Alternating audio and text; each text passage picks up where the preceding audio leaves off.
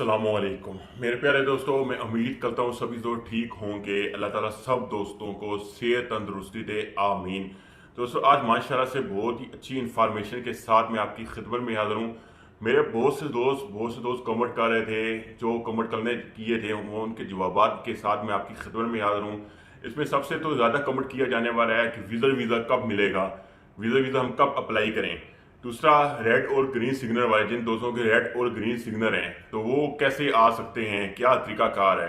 तीसरा, तो बहुत सारा पूछे जाने वाला सवाल है कि वर्क परमिट कब मिलेगा। और चौथा जो सवाल है वो है कि फैन कब डिस्काउंट मिलेगा, फैन किस टाइम एमएसटी स्कीम आएगी, उसके मतलब क्या डिटेल है। पूरी डिटेल और वजाहत से आपको एक एक बात बताने की कोशिश करूंगा, लेकिन वीडियो को एंड तक देखिएगा ताकि आपको पूरी बात हर बात की समझ आ सके।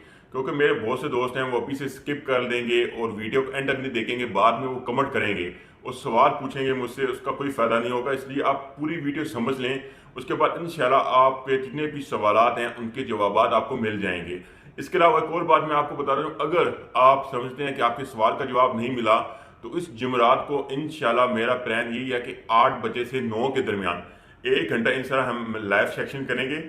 जो एक दो दोस्त होंगे ट्रैवल एजेंट और वो भी साथ आएंगे, और एक तो टैपिंग वाले हैं उनको भी साथ लेके आऊँगा। लाइव हम आपके सवालात के जवाब देंगे। अगर आपके दिमाग में किसी किस्म का सवाल है, आप किसी परेशानी में मुब्तला हैं या कोई आप सवाल पूछना चाहते हैं तो आप लाइव हमसे सवाल पूछ सकते हैं। सबसे पहली बात कि वीज़े का मतलब है कि वीज़ा आया ओपन है यूई का। तो मैं बताऊं कि यूई का वीज़ा तो ऑलरेडी अनाउंसमेंट हुआ है कि ओपन है, लेकिन अभी मसला तो ये है कि 35 साल से ऊपर लोग हैं उनके वीज़ा निकल रहे हैं। लेकिन बहुत से ट्रैवल एजेंट ये भी हैं जो आपको वीज़ा दे रहे हैं, बहुत से लोग फ्रॉड भी कर रहे हैं। लेकिन बहुत से ट्रैवल एजेंट हैं तो वीज़ा निकाल के भी दे रहे हैं। कैसे निकाल के दे रहे हैं तो बताता रहूँ, ये तरीकाकार उनके एक अपना तरीकाकार है जिसके मुताबिक वो निकाल के देते हैं। लेकिन कोई अच्छा ट्रैवल एजेंट होगा तो आपको वीज़ा मिल जाएगा, पहली बात। दूसरा ये बात है कि अगर आप कहते हैं कि हमें किसी टेंशन परेशानी से बचना है और हम वीज़ा कब अप्लाई करेंगे, तो मैं अपनी तरफ से आपको मशवरा देता हूँ कि नेक्स्ट मंथ में आप वीज़ा अप्लाई करें। तो इंशाल्लाह तो ये आपको 35 साल का सुनाने में मसला आ रहा है, ये भी नहीं आएगा। लेकिन अभी तक गवर्नमेंट की तरफ से ऐसी कोई अनाउंसमेंट नहीं हुई है कि जिनकी 35 साल से उम्र कम है या उनको हम वीज़ा देंगे नहीं देंगे, ऐसी कोई अनाउंसमेंट गवर्नमेंट की तरफ से नहीं हुई है। ना किसी न्यूज़पेपर के अंदर अभी तक ऐसी कोई इन्फॉर्मेशन आई है। ये जितनी भी इन्फॉर्मेशन ये ट्रैवल एजेंट के जरिए से आई हुई है तो मैं आपके साथ शेयर कर रहा हूँ, आप लोगों को ऑलरेडी इसका पता है। दूसरी सबसे बड़ी और मेन बात, वो मेरे सभी दोस्त जिनके सिग्नल इस टाइम रेड हैं और कुछ दोस्तों के तो ग्रीन हो चुके हैं और ऑलरेडी वो यूई के अंदर इंटर हो चुके हैं, लेकिन बहुत से दोस्त ऐसे हैं जिनके सिग्नल अभी डार्क रेड हैं। तो उनको मतलब मैं बता देता हूँ कि उनको मैं 2 से 3 बातें बताऊंगा, वो गौर से सुन लें। वो 3 काम आप करेंगे तो इंशाल्लाह आप यूई के अंदर इंटर कर लेंगे। सबसे पहला काम कौन सा है सुन लें कि सबसे पहले आपने ICA यूई की एप्लीकेशन अपने मोबाइल में इंस्टॉल करनी है। उधर जाके तो आपका अपना प्रोफाइल है उसको अपडेट कर लें। पहला काम ये जरूर करना है, क्योंकि आपकी जितने भी दोस्त हैं जिनकी रेड सिग्नल में 100% श्योर हूँ कि उनकी वो अपडेट नहीं होगी, क्योंकि मेरे साथ खुद बीती है, मेरे 2-3 दोस्तों के साथ। मैंने जो किया है वो आपको बता दूं। दूसरा काम सही है, दूसरा काम क्या करना है वो सुन लें कि आपने तो अपना पासपोर्ट की डिटेल है, APV जिसको बोलते हैं, सही है, वो आपने किसी अपने दोस्त को, अपने कंपनी के अरबाब को या कंपनी के PR से रब्ता करवा के आपने उसको अपडेट करवा लेना, सही है। वो 250 दिरहम आपके लगेंगे, आपकी तो पासपोर्ट की डिटेल है वो अपडेट हो जाएगी। वो सर्विस आप ले सकते हैं किसी से भी, सही है, वो इतना मुश्किल काम नहीं है। तीसरा ऑप्शन ये है कि जब ये 2 काम कर लेते हैं उसके बाद अगर आप सफ़र करना भी चाहते हैं कि हमें सफ़र करना ही करना है, तो आप कोशिश करेंगे इसे शारजा और रैसल खैमा, वहाँ पे आप इजी सफ़र कर सकते हैं। बहुत सी बातें ऐसी होती हैं तो इंसान नहीं बोल सकता, ऐसे समझने के लिए इशारा काफ़ी होता है, सही है। जो स्पेशली मेरे पाकिस्तानी दोस्त हैं उनको मैं बता रहा हूँ कि रैसल खैमा आप ये 2 तरीकाकार करें, उसके बाद आपका सिग्नल ग्रीन हो जाएगा और इंशाल्लाह आप रैसल खैमा में टिकट बुक करवा के आ जाएंगे। बात को समझने वालों बंदों के लिए सिग्नल इशारा ही काफ़ी होता है, मैं मजीद तफसील में नहीं जा सकता हूँ यहाँ पे। उसके बाद एक और तो नेक्स्ट और एक बहुत ज़्यादा इंपॉर्टेंट बात है कि लोगों को फ़ैन कब माफ़ होंगे, एमएसटी स्कीम कब स्टार्ट होगी।